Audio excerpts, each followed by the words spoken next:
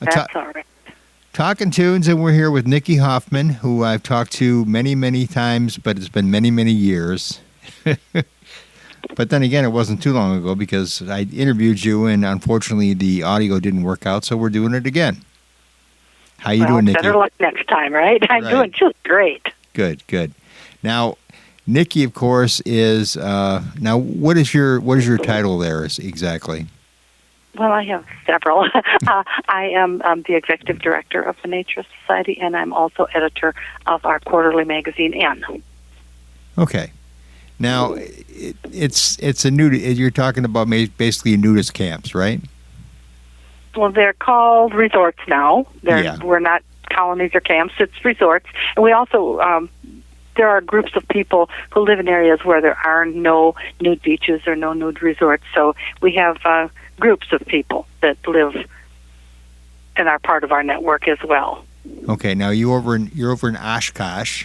Mm-hmm. Yep, Oshkosh, Wisconsin. Now, you guys probably, as far as celebrating any nude beaches, you guys probably only have 3 months out of the year, right?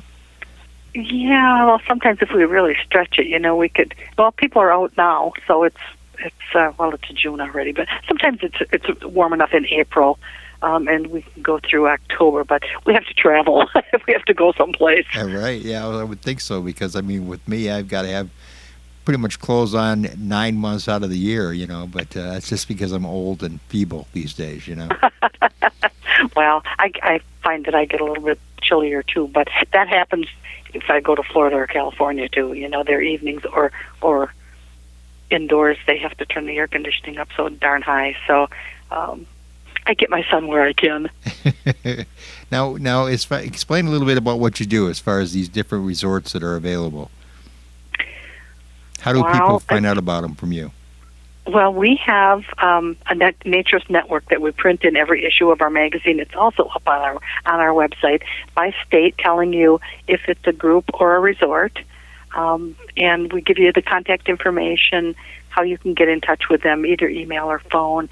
We suggest to people if they're going to a resort that they call ahead.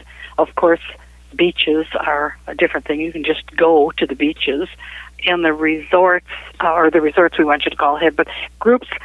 It really works out very nice if you're traveling to an area and there is no beach or resort or anything. A lot of times the groups have parties, and if you're a card-carrying member of the Nature Society, you would be included in those events if they have host in a neighbor's or one of their members' homes or backyard or whatever the case may be. So we're a good resource for people who are interested in the naturist lifestyle. Now, how do they get these cards? Well, they join the Nature Society, and they can do that at our website. Okay. It's naturesociety.com. We have a senior discount for seniors, disabled vets, young adults. That's 18 to 25. We have a regular membership, and, of course, membership for Canadians or foreign members as well. We are an international organization. Okay.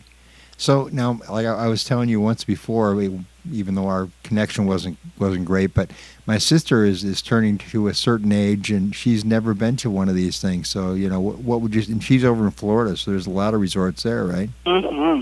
Yep, and I think that's a bucket list item. I would suggest to somebody who's never been before, I would suggest that they go to a beach. And Florida has several lovely. I'm not sure where she's located, but if she's on the Atlantic coast, there's Haulover Beach in North Miami that is very popular and has been around since the 80s.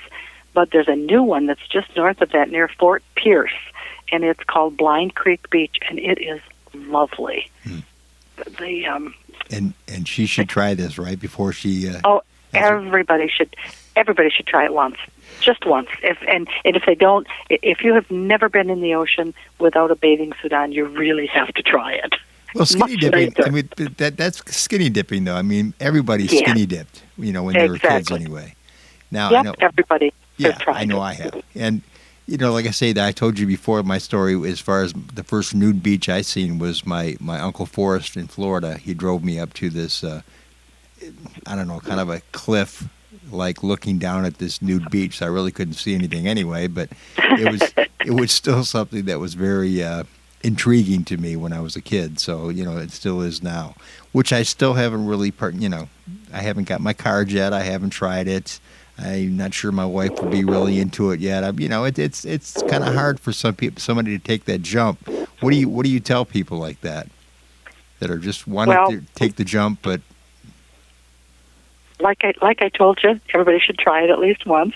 We did a couple of years ago. I did my goal here when I took over as editor was I wanted to do an all women's issue of Hen magazine, and it seems like women are a little bit more reluctant than men. But I think once you go to a nude beach and if take off your clothes and you find out that nobody's looking at you, it really doesn't make any difference. In fact, I can tell you a cute one. My daughter several years ago was getting married, and her boyfriend said, "We're going to Hawaii. Do you have any places you can go in Hawaii?" So for a shower gift, I gave him our World Guide to Nude Beaches. So when they got married and they went to Hawaii, my daughter said, "I'm either going to come back with a tattoo or we're going to the nude beach." She doesn't have a tattoo. That's good. That's good. Exactly. And she said, "Do you have any advice for me?" And I said, "Yeah, I do." I said, "Don't wear blue jean shorts because they're really hard to get on when you're wet." I said, "My suggestion is that you wear a dress with nothing underneath or just your underwear." And of course what she did is she wore blue jeans, and they went into the ocean, and she didn't have any trouble. They got back, and she got on the blanket, and she's trying to get dressed sitting down, and she's trying to put on blue jean shorts. And it didn't work very well. So she had to come back and say, "Well, you were right. I should have worn a dress or something." Oh, yeah, just but throw something over. They enjoyed it. Yeah. Now, and she said the same thing that I said, though, is that she said she took off her clothes and she's wriggling around on the blanket trying to get everything off, and then of course you get your clothes off and laying on this blanket, and you have to walk across the beach to the sand. Everybody's there anyway, so why not just take off your clothes and go in? But she said it was really interesting to her to see that nobody paid any attention. Yeah. Everybody's there is naked, so who cares? Okay. So, an experience. I can see it. I can see it with the people that have been at nude beaches for years, but for the newbies, I can see where they would be a little bit uncomfortable. Yes, exactly, and most of our beaches, they have people on the beach that have been long time people, and they'll see like if a woman should go alone or if you're new to the beach, they try to come up and say, they leave you alone for a little while, but then it's like, "Come on, join our party." We have down on Black's Beach in California, they do. They have a monthly where everybody brings some food and they grill on the beach. They have a grill that they bury in the sand, and it's just great. They play volleyball, and just everything you do at a regular beach, you do at a nude beach. Right. And it is clothing optional too. So if they do want to throw some clothes on, and if it gets a little chilly or whatever, they can do that. Yeah. Or sometimes sunburn gets you, Yeah. There is one thing you said that I thought was kind of obvious. You did say something about men are a little more willing than the women are, and that's kind of a true statement in anything that has to do with nude, I would think, anyway, isn't it? Mm-hmm. Well, I think so too, and I think back to locker rooms, and I think guys are probably more used to, it was a long time that there were no girls' sports, so you've got guys in the locker room after basketball and football and whatever else. So I think they're more used to running around. So being on the nude beach is really just an extension of that. There's so many ways I could go somewhere else with that, but I'll leave it totally alone. I know. I'll leave it alone. I know. I'm trying to learn my lesson to behave, and I mean, I'm an old man now, but I still think of these things. I don't know why. Why start now? Right. So now, as far as your website goes, your website is? It's naturistsociety.com. And there's information about the Nature Society. You can become a member. You can buy, we like to put clothes on Naturist, so we have merchandise we can sell. There's a lot of information. Now, of course, there's also books there you can buy that explain the whole situation as far as the different places that you have, right? That are Exactly.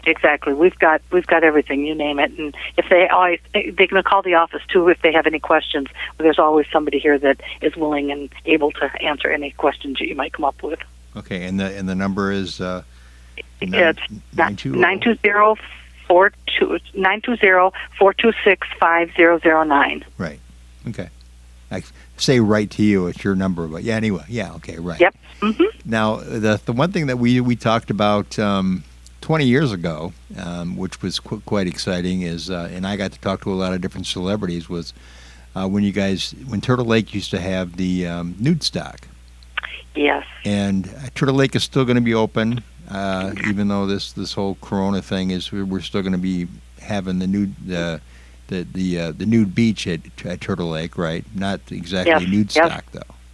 No. There is a place in I want to say South Carolina that does one every year.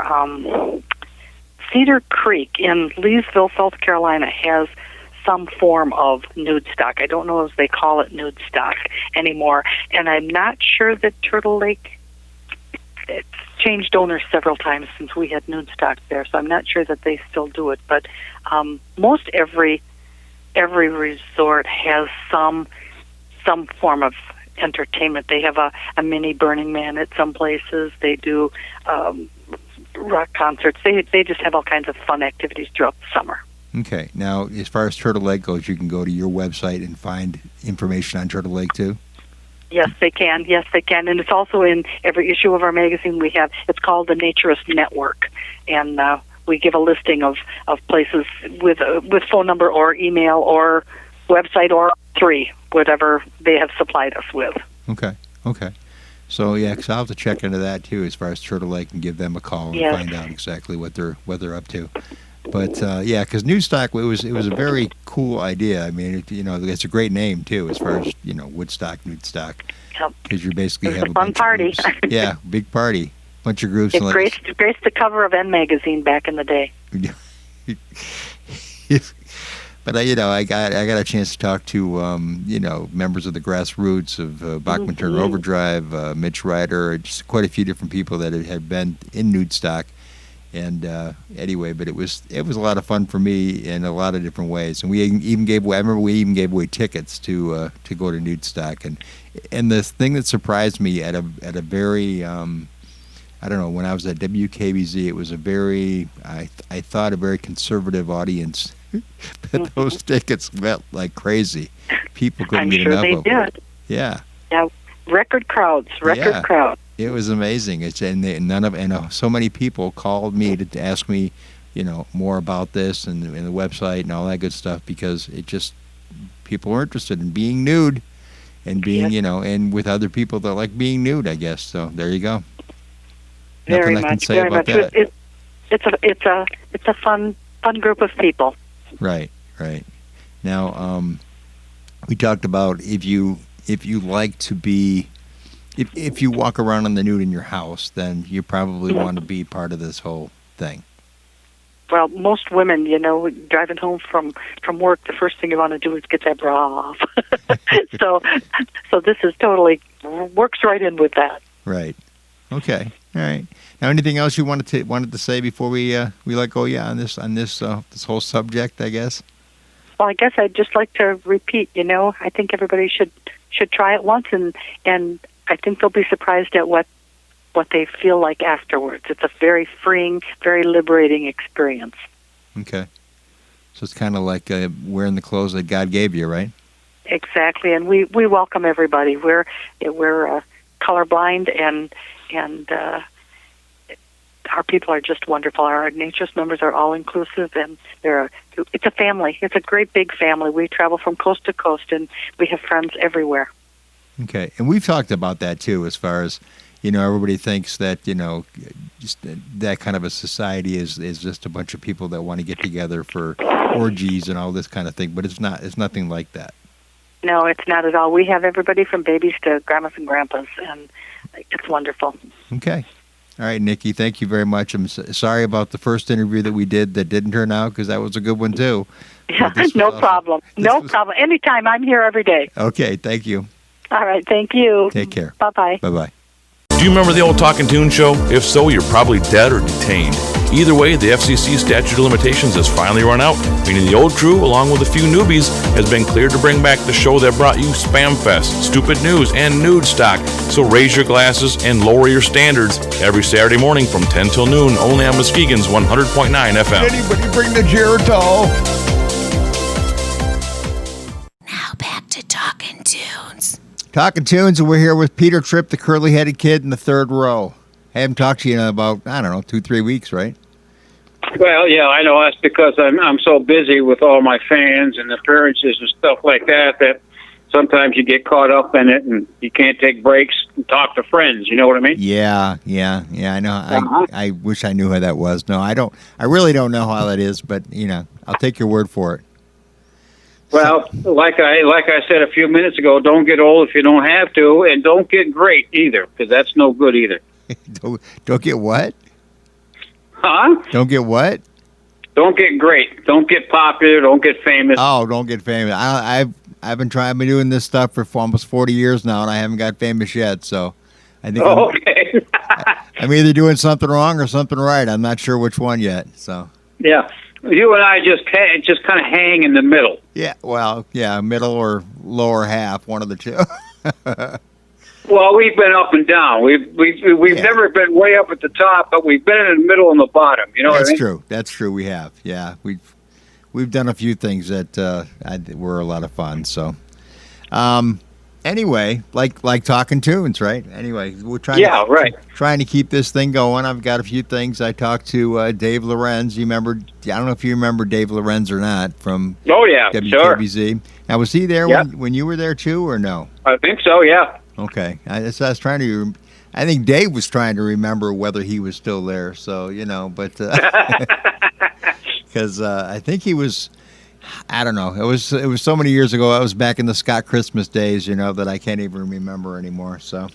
Yeah, I mix up my times too. I try to think of something, and I get talking to you, and we get talking, and I say, "Yeah, I remember doing that, or I remember seeing this person." And then you go, but where? What year was it? Where was I? Was it the RPI Field House? Was it in Buffalo? Where the hell was it? I don't really remember. Right. So, anyway, so we lost another one. Yes, we did. But I got a couple trivia questions for you before we get into that. Okay. All right. Thinking about the current events going on, all the protests and stuff like that. Do I have to think about it? Huh? Anyway, go ahead. No, I'm sorry. Go ahead. Yeah, well, no problem. It started me thinking, and it took me back in time. And I started saying, you know what? There was a few things going back in the 60s that were kind of similar to this. Oh, yeah, I agree. Okay, here's my question. There was 2 songs back then I ran across that were protest songs in the 60s. One of them hit number 1, and one of them hit number 7. I'm just going to poke at you to see if you can remember what those 2 songs were. Can you give me an artist? Was Peter, Paul, and Mary involved, or Bob Dylan? No, Peter, Paul, and Mary wasn't. They were protest songs, so that should help you. Yeah. Well, like I say, was Bob Dylan involved here, or no? No. Oh, okay. Well, protest. Neil Young was, though. Back in what year now? That would be 67. Huh. Neil Young was involved, huh?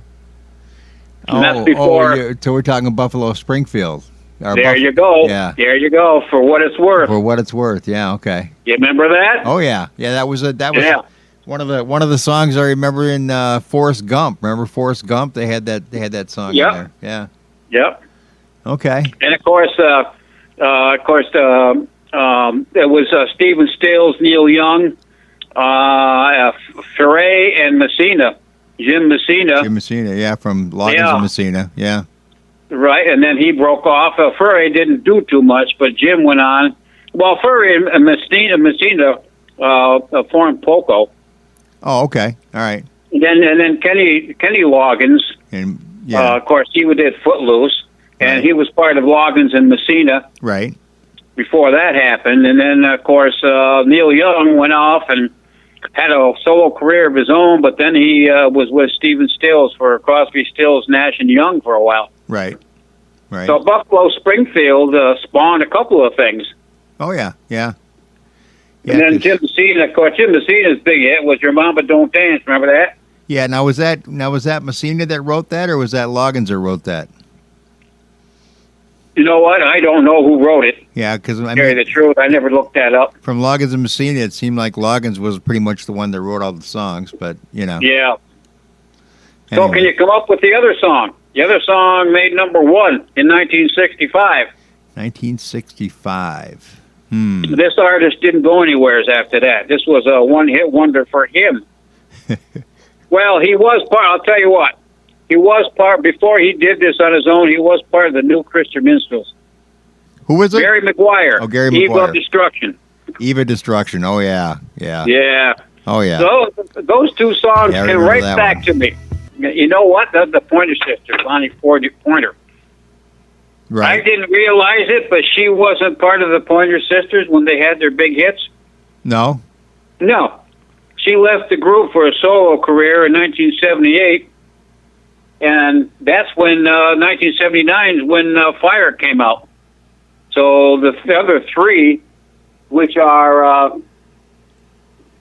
let's see, I got the book out here, and that was something I didn't know. I got the book out here, Ruth, Anita, and June. They're the ones that went on and sang as a trio and had all those big hits. Like Jump, which we played all the time when we Yeah, were DJing. He's So Shy, Slow Hand was their big one. Yeah. Fire, Automatic, Jump, I'm So Excited, Neutron Dance. Here's a little trivia. Here's a little trivia All for real you. good music. Who also had a number 1 hit with Slow Hand? Eric Clapton, right? No. That was his album's name. What was the song Slow Hand? It was a country artist. Was that Conway Twitty? Yeah. He did the okay. He did the song too. Yeah, Slow Hand. Yeah. Pointer Sisters and Conway Twitty. Doesn't sound like a very unique combination, but anyway. Yeah. So Bonnie Pointer, she passed away. She had a cardiac arrest. She did have one mild hit. Heaven Must Have Sent You in 1979, made number 11, but that was just about it for her. I wonder if I got that one. Huh. I don't think I even have it. Heaven Must Have Sent You. I'll have to look that up. That sounds like an old country song. It could be. You never know.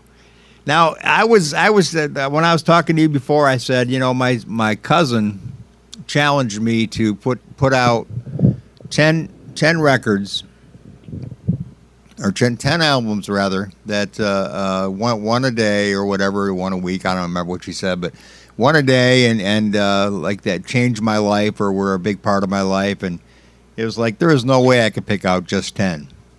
No, exactly what I was going through the back of my head. Yeah, as you were saying that.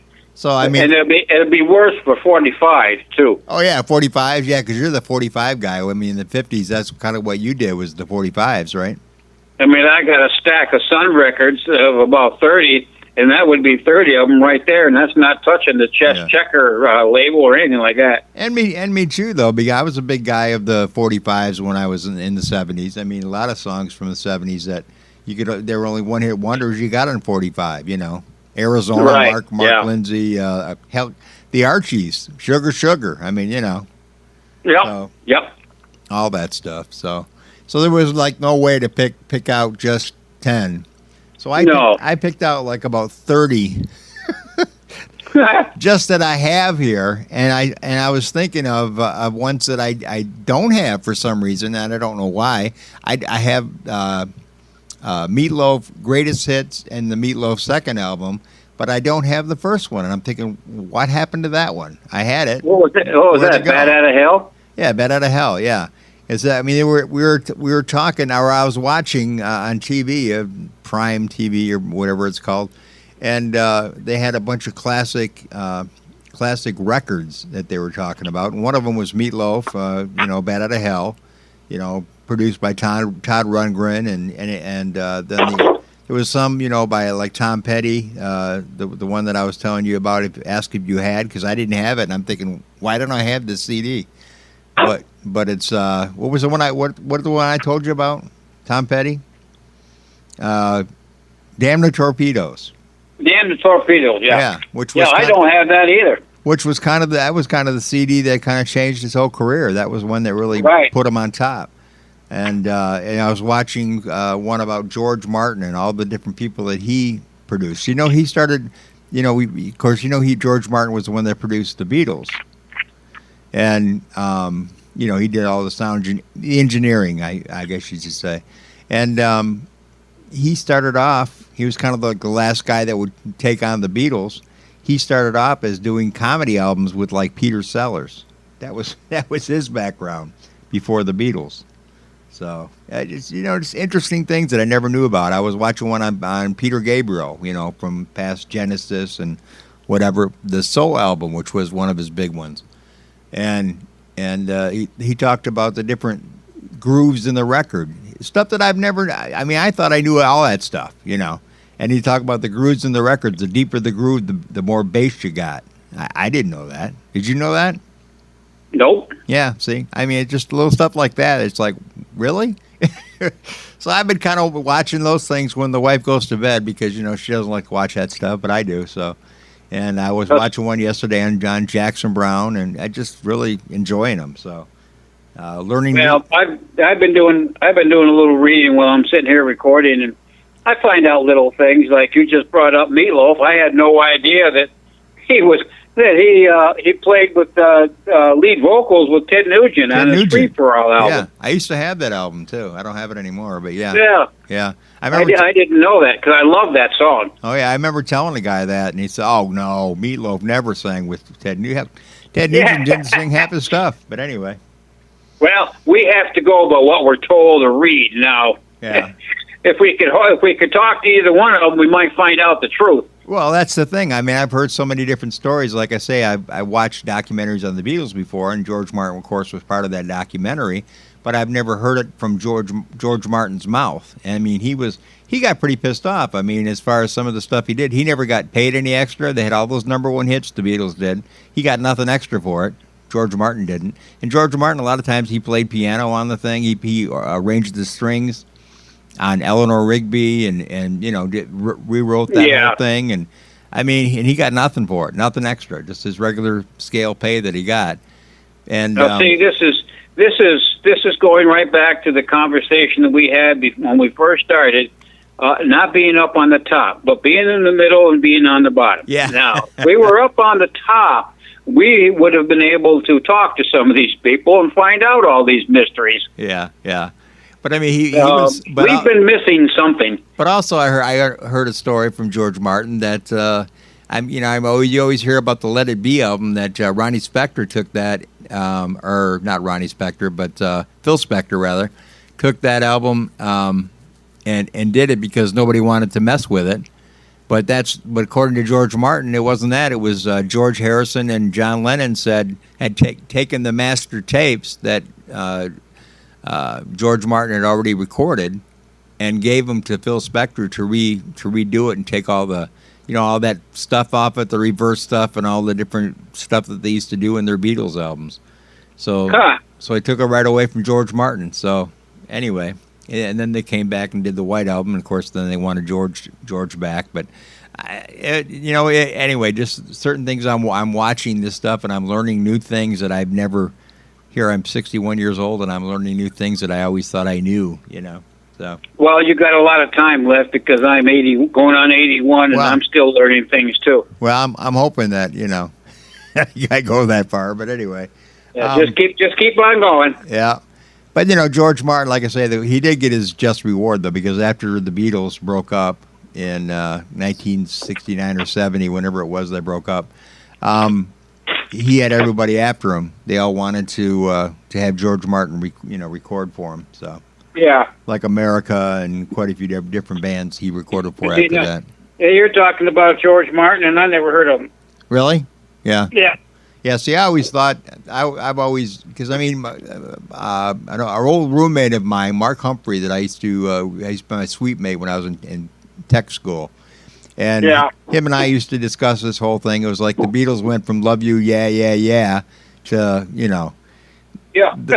Their other stuff that they did, Revolver and all that other stuff they did with all this great sound effects and all this, different keyboard effects. And wait a minute, what happened to, excuse me, just the guitars and the bass and the drum, But that's what it was. It was George Martin that did all that stuff. And so what did they do? Did they do all that stuff over here or over in the UK? I think it was UK because he was from England. It was Abbey Road. Was he? Yeah, Okay. Abbey Road. Yeah. So, yeah. So anyway. Do you remember 1964 when they started? Yeah. I watched them on the Ed Sullivan Show. I remember that. I couldn't believe it. I think we got what was it, 4 of them? 4 people. I called the Beatles. I said, "Come on, give me a break." Yeah. I remember. Well, actually, I think it was kind of funny because that was the when I watched the Ed Sullivan Show. That was the time that our I don't know 19-inch TV or whatever it was back then went bad. So we were watching on a little 10-inch screen. So yeah, in black and white, of course. Yeah. So. Of course, now I got a 63-inch. Yeah. And I'm looking to get a bigger one. You know what I mean? It's just terrible. Why? I don't know. Just because. just because. Because I got number one, my eyes are going bad. So. Now back to Talking Tunes. Talking Tunes, and we're here with Peter Tripp, the curly-headed kid in the third row. Anyway, so what were some of your albums that made you, I don't know, really turn around? Like you said, there's so many of them. But when I first started getting interested in music, like the old story I've told you before, going to the White Castle and hearing Bo Diddley do Bo Diddley. So, of course, I got that album, and that started it. And then shortly after that, Johnny Cash came out. And so I got interested in all the Sun people and Jerry Lee Lewis. I got his albums. And then it was Little Richard, and I got Little Richard's, a couple of his albums that I really liked because I played a lot of the songs and stuff on there that didn't get to be big hits. And then, of course, then I heard Johnny Burnette and the Rock and Roll Trio. That was on the Coral label, and that was supposed to be fabulous, so I got his album. So I can keep on going, you know what I mean? Yeah, me too. That's what I was saying. I'll grab just a handful here of certain CDs that, like I say, the Soul album by Peter Gabriel, that was big. That was big for me. But these are like all different years too. Jackson Browne, the Running on Empty album, we saw that was my favorite Jackson Browne album of all time. Yeah, there's a 17-minute version of that too. The Eagles Desperado, that's their very first album. That was always one of my favorite albums, and it has a story behind it. Jimi Hendrix Experience, that was, that's kind of explains itself. Even like Dan Fogerty with just the one song on there, Leader of the Band. That one means a lot. It reminds me of my father. So there you go. John Fogerty, Center Field. There's so many. That was just a handful I picked out. I've got another, 4 stacks over here that I could go through. But it's just amazing how you go through the years and all these different. For me, music was a very big part of my life, and same with you. Yeah, of course, a lot of my original albums that I got like that, and there was quite a few of them. There had to be a couple of hundred of them. I lost to my ex-wife when I got divorced. I never saw him again, so that was a big part of my life that went bye-bye. Yeah, I know how that is. Yeah. Yeah. Unfortunate, but I learned a lesson. So I guess I guess you just keep on learning lessons, and by the time you pass away, you're perfect. You know what I mean? Oh, really? Is that what happens? Yeah, that's what they say. So I should have a long way to go yet before I pass away. Yeah.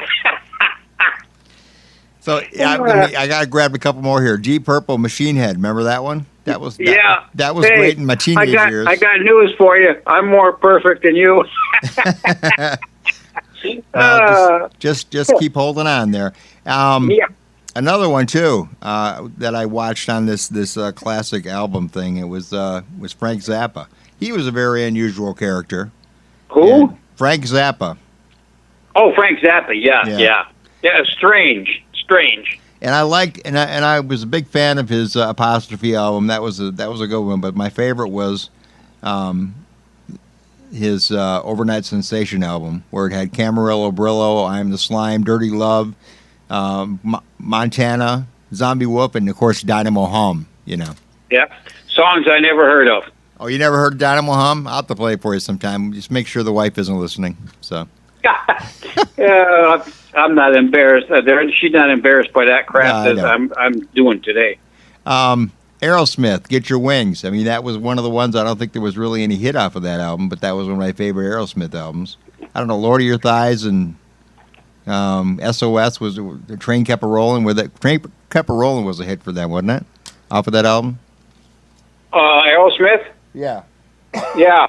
Okay. It wasn't a hit for them, but they did it off that album, and of course that was the cover version of Johnny Burnette. Yeah, right, which was an old song that I didn't know that, and I guess it was Stan Larson that pointed that out to you, that it was a great song or something, and you said, well, yeah, I've heard that song before, and you played it for him, so.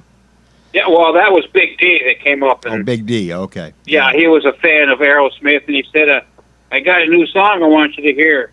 So I said, okay, bring it on. So he played it. He said, this is great. And I said, yeah. I said, it's a cover version of Johnny Burnette Trio. He sat there shaking his head. I'll be a SOB. Every time I come up with something, you've already heard it or know something about it. Yeah. Well, it's funny because, I mean, you know, a lot of these, Big 10 Inch, that was the song they did on their Toys album or something like that. Yeah. that was an old, what, 30s song or something? Yes, it was. Talking about the 10-inch record is what it was talking about. Yeah. Way back in the 40s or 30s. Yeah. I think 40s probably. Probably the 40s, yeah. Yeah, Frank Zappa, he did that Don't Eat That Yellow Snow. Yeah, that was off the Apostrophe album. Yeah, I can say that was a good album too. Yeah, that hit 86. Then he did a song called A Dancing Fool. Oh yeah, Dancing Fool. Yeah. Okay, that was a song. That was a song I played for him when he was at the Muskegon Harbor Hilton one time. He got done playing over at, I don't know if he was at the Frauenthal or whether he was at the L.C. Walker Arena. I can't remember at the time, but he came over afterwards and he stayed in the lounge for a bit and had a bunch of women have him sign their breast. But anyway, his biggest hit, of course, was Valley Girl. I don't remember that one. That must be after I stopped listening. Yeah, well, now here's what I mean about strange. That song was featuring his daughter, Moon Unit Zappa. Yeah, Moon. Yeah. Yeah. She was okay. Well, Dweezil. I mean, Don't You Eat That Yellow Snow was bad enough, but Dweezil is one of his sons too. So there you go. Yeah. Okay. Yeah. He died of cancer. Right. Well, like I say, when I saw him over there at the Hilton, that was like maybe 2 or 3 years before he passed away. So he's a skinny little guy too. So I don't know if that was because of the cancer or what. Well, Baby Snakes. I mean, come on, father of Dweezil and Moon. I'm telling you, they got some real good names here. Oh, he was different. Yeah. But anyway, I can't say he did bad music. I just never really got into it. Yeah, he was very unusual. I liked it anyway. Most people don't. I mean, most normal people, I guess. I was never normal, so there you go. I was going to say, are you trying to tell everybody that you're strange? Well, I think so, yeah. I have different tastes. Okay. I like everything. That's the problem. You do too. We're pretty much just about everything we like anyway, so. Now back to Talking Tunes. Talking Tunes, and we're here with Peter Tripp, the curly-headed kid in the third row. Now, another album, you remember Traffic? The Low Spark of the High-Heeled Boys? Yep, I remember that. Yeah, that was Steve Winwood, of course, was lead singing on that one. That was one of his bands. Boy, he came out with some good music. I really liked his singles that he did. Yeah, Steve Winwood was pretty amazing. Alanis Morissette, Jagged Little Pill. That was another one of my favorites. I remember that. Yep. And then, of course, going back to my teenage years, Uriah Heep, The Magician's Birthday. So the only one on there. I've got a real good CD of their music if you want it. You do not. Because it was after David Byron or however they say his last name. He was the lead singer. He passed away and he was only 38 years old, alcohol poisoning. And then they had some new singer that joined the band, and it's okay. It's just not the same. Yeah, that happens a lot. Yeah. So anyway, I'm thinking that you and I should do something like this every week. Just do a little music trivia because that's kind of what you and I are into. So. Yeah, well, we got a new table downstairs in our YouTube thing. In our YouTube thing? What does that mean? Yeah, our YouTube thing. I mean, that's that conglomerate of high-tech cameras we got down in my basement. Oh, you mean the studio, the YouTube studio. We took out that, okay. We're rearranging a few things up here. And I don't know if you remember that nice-looking wood table that's on our front porch when you first come in. Yeah, blonde-looking. Yeah. That's now downstairs. That's now our table. Oh, okay. All right. We took out that old white folding table out of there. So we rearranged. We're redoing a few things here because we may have to make the breezeway might be a bathroom sooner or later. So, do you we can't walk into the house, go to the bathroom, then come in. You know. Yeah, that's a good idea. Yeah, maybe take a shower. Take a shower first. Yeah, there you go. Yeah, take a shower before you enter the house. Yeah, that's the new normal. We'll give you a mask when you walk in the front door. I will change of clothes there for him, so that way when I leave the house, I can take a shower and put a clean change of clothes on, and then get in the car. And, right. Yeah. So. So, anyways, we're just going to have to reset that all up. So I'm just putting the table in there now. Well, I got it set up like that. Actually, you can sit around it if we wanted to. Yeah, because I got it set up at my house the same way. I've got it at the table, and I got 2 cameras. I don't have the 5 cameras set up or 4 cameras set up like we do over there, but I got 2 cameras that we really don't need. That's just your little thing. Yeah, well, I could hook up. I have 3 cameras hooked up, so I do have 3. So I mean, if we ever get a chance, and we can stay plenty far away from each other too, as far as plenty distancing. I've got 6 foot, all kinds of different directions here. So there you go. Yeah, we've also got those windows down there too. Somebody could sit outside and talk. Yeah, just throw a mic outside. Throw a mic out the window. Hey, there you go. So anyway, it'd be nice to get back together again. So right now we're arranging some of the Sunny FM guys to all get back together and do a show too. So. It'll be nice just to have a little thing going on. If we have to do it outside or whatever, that's fine. This is just to keep it going. But, yeah. But anyway, so you got anything else you wanted to mention about Bonnie? No, that was about it. That's all I knew about it, which was things I didn't know. Now, see, I didn't know she only had that she left the Pointer Sisters myself. So. Yeah, I had no idea, and because I saw pictures of them, and there's a picture of the 3 of them, and I always thought it was 3. It was 4 of them. Yeah. Okay. Well, like they said, they got a picture of them under their name because they were the ones that had the big hits, and then above their biography in the books is Bonnie with her songs and her information. So that's why they did that. So that was they don't show a picture of her with the other 3 because she left before the 3 of them had their big hits. Okay, all right. Now you know who wrote Slow Hand, don't you? Did Eric Clapton? Did he write that? What do you keep saying? I can't. You keep going to Eric Clapton. He had an album. I keep thinking of the album. That's he had an album named Slow Hand, one of my favorites. Yeah. But no, that was getting confused here. No, I have no idea who wrote it. I don't know either. I just thought I would give you a little zing, see if you do.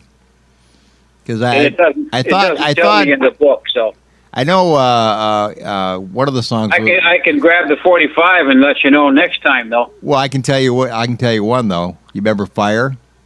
Yeah. Okay, who wrote that one? I have no idea. That one I know. Who wrote it? Bruce Springsteen.